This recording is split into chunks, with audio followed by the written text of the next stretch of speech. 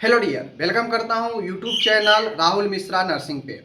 आज का वीडियो आप सभी के लिए बहुत ही शानदार होने वाला है। जो भी मेरे डियर कैंडिडेट है, जो भी एएनएम के कैंडिडेट है, आप सभी के लिए एक महत्वपूर्ण जो है वीडियो बना रहा हूं। देखिए, बहुत लोग जो है इस बहाली जो अभी 5006 बहाली आपका आ रखा है, आज से जो है उसका अप्लाई भी शुरू हो गया है। तो यहाँ पे जो भी एएनएम के कैंडिडेट है, जो भी कुछ लोग जो है काफ़ी उत्सुक है कि चलो कम से कम बहाली आई। कुछ लोग जो है ये सोच के जो है परेशान है कि परमानेंट बहाली नहीं आई है और ये 15,000 की बहाली आ गई है। 15,000 तो प्राइवेट में मिलता है। तो आज की इस वीडियो में मैं उनको बताऊंगा, समझाऊंगा कि ठीक है, प्राइवेट में आप 15,000 आप 10 साल 20 साल भी कमा लीजिए, लेकिन यहाँ पे 15,000 कमाने का क्या आपको फ़ायदा मिलने वाला है, आज की इस वीडियो में मैं आपको बताऊंगा। तो चलिए करते हैं शुरू। सबसे पहले बात आप लोग को समझ लीजिए, ये जो बहाली है संविदा पर है, सैलरी कम है, 15,000 है, कोई दिक्कत नहीं है। लेकिन फ़ायदे क्या है इस नौकरी का? तो सबसे बेहतरीन और सबसे महत्वपूर्ण फ़ायदा ये है कि एक तो आपके ऊपर सरकारी का टैग लग जाएगा कि चलो भाई संविदे पर ही है, लेकिन सरकारी गवर्नमेंट जॉब है, कभी आपको हटाता नहीं है। बात समझ लीजिए, संविदा पर नाम के लिए एनएचएम पर बहाली होता है, बट कभी उसको हटाया नहीं जाता है। आप कभी सुने हैं कि जो एनएचएम के तहत से कोई भी अगर बहाली हुआ है तो उसको हटा दिया गया हो साल भर के बाद? ऐसा नहीं होता है। हाँ, कोई एक ऐसा केस होगा जहाँ पे अगर उसका काम धंधा सही नहीं होगा, उसका कैरेक्टर सही नहीं होगा सर्विस के दौरान, तो उसको जो है हो सकता है विनियमित कर दिया गया हो। लेकिन जो भी मैक्सिमम है, जो ठीक ठाक रहते हैं, जॉब करते हैं, उनको कोई दिक्कत नहीं होता है।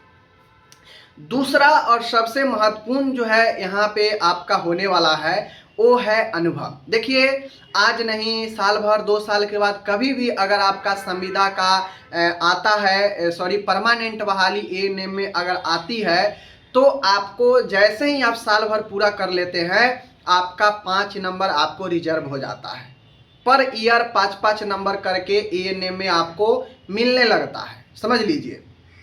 तो अगर आप बीटीएससी के जो एग्ज़ाम होगा परमानेंट वाला बहाली का, उसमें सिर्फ आप पास कर जाएंगी सीबीटी में, तो आपको नौकरी निश्चित हो जाएगा।